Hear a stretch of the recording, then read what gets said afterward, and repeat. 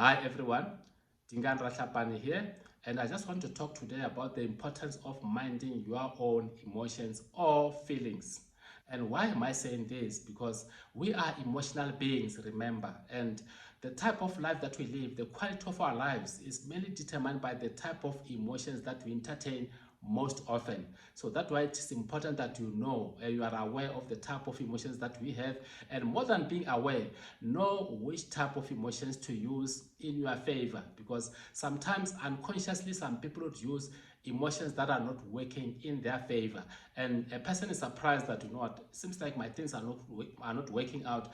But if you were to check, really will check that no, but the type of emotions that are entertained most often, they are not creative emotions.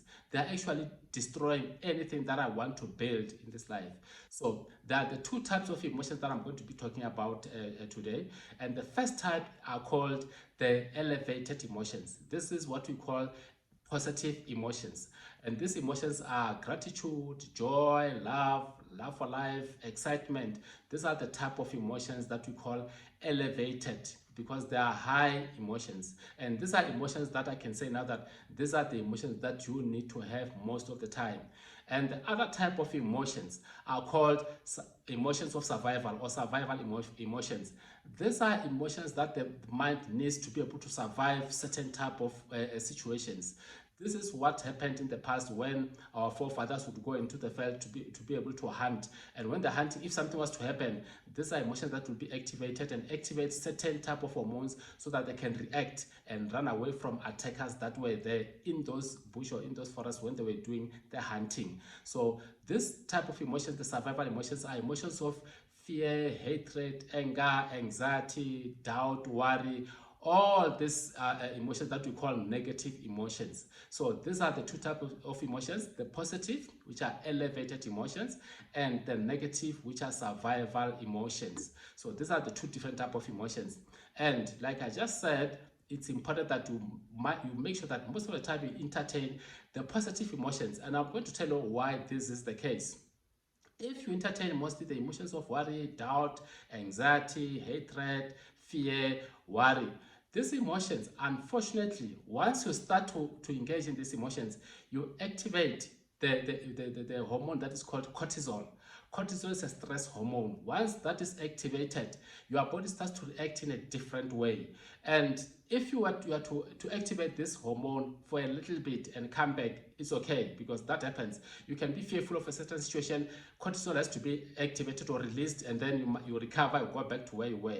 You are worried about something, and then the worry goes away. But the problem now is, if you are or you have a habit of being worried or being anxious, full of anxiety, or being full of worry most of the time, this creates a habit. Just like a person who does something over and over again, even if it's negative, it becomes something that we call a habit. Or you say somebody is addicted to something. If it's smoking, you say somebody is addicted to smoking, because they're doing this over and over and over again, and it becomes a habit. So even the emotions are the same way.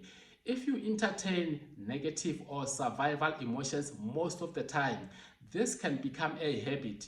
And when it's a habit, this can just happen automatically.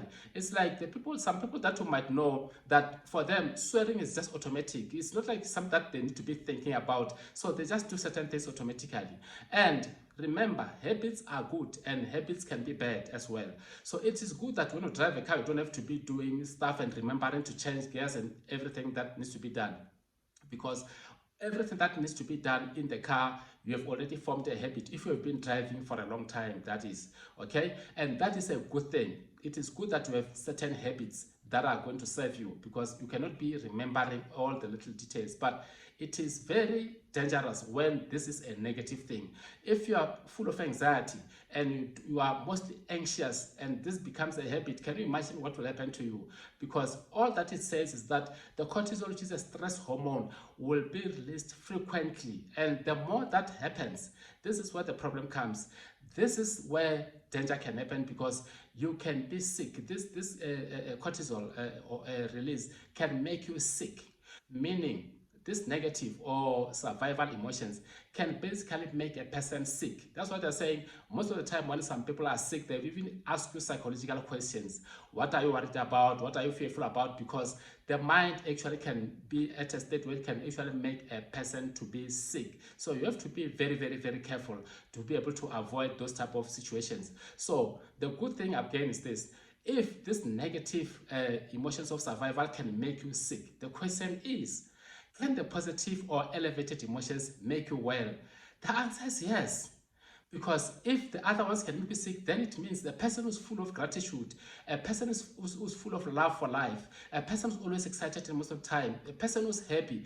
These are people that are aiming to receive, and the world and the universe will always be welcoming to these people to be able to receive more. And the law of attraction, remember, it says it's a give and take, it's a cause and effect. Whatever that you are causing, it causes the effect, and whatever that you give out, you will receive back. If you are giving out so much gratitude, you will receive so many things to be grateful for. If you give out so much love, you'll get more love in return. That is a good thing. But again, on the negative side, giving out more anger, you get more anger back. Giving out more hatred, you get more hatred back. So hence, you see why these survival emotions can make you sick. So these are emotions that you want to actually make sure that you avoid as much as possible. And if not, make sure don't stay long when you are in them. If something disturbs you, let it be for a short term. Don't stay with this thing for too long. I think that is the important thing. You might go through a situation where you mourn the loss of someone or the loss of something that it means dear to you.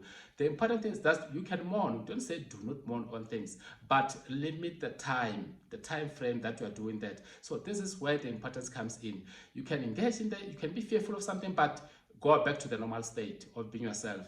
So I hope this is going to help you greatly, that from today you realize, you know what, yes, there are negative emotions, but I can be there on a short while, not most of the time, or spend too much time in them. This is Dingane Ratlhapane. Until we talk next time, please remember that you are more powerful than you think you are. You have greatness within you. And until we talk next time, may God bless you. Thank you. Bye.